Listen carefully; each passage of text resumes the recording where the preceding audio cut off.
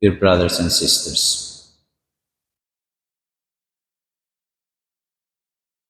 Jesus says to Peter,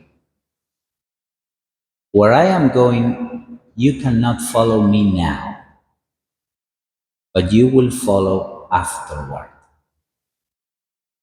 As we know, the only one who could know, the only one who could say this was Jesus.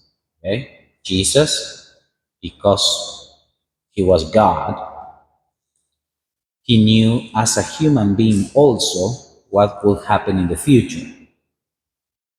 So, but the point I want to make today is how Jesus had to suffer alone.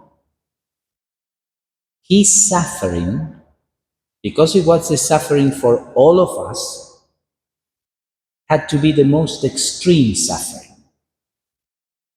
And there is nothing worse than suffering alone.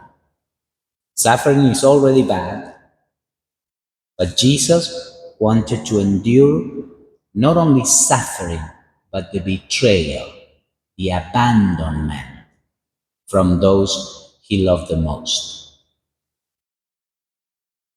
But by suffering alone for them, he obtained for them to accompany him in his loneliness in the future.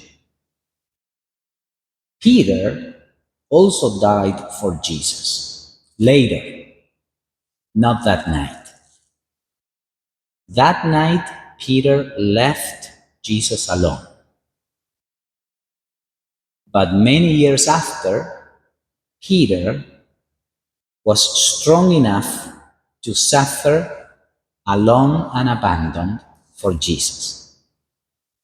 Peter ended up accompanying Jesus in his loneliness, thanks to Jesus first suffering for him alone.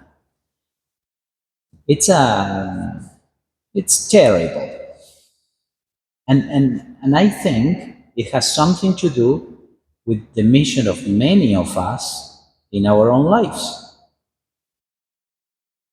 There are people that we wish were closer to the Lord and that are not close to the Lord now, and we suffer for that. We suffer because people we love are not close to the Lord. At least we don't see that, and we suffer for that. Our suffering for that, our suffering for them now, because of they are not close to us and to the Lord, that suffering is what one day will obtain for them the grace of coming closer to the Lord. So I think there is something there, something to be hopeful for. When we suffer alone, that suffering is precious.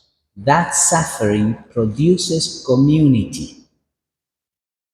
Our loneliness, if we offer it up to the Lord, produces community, produces people coming closer to the Lord.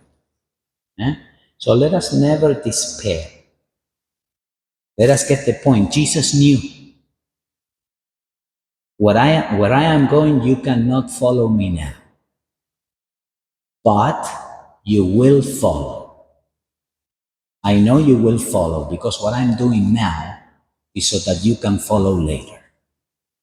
So may God help us to be hopeful, to pray for those we love the most, so that all of them one day may be united with us in heaven, praising the Lord.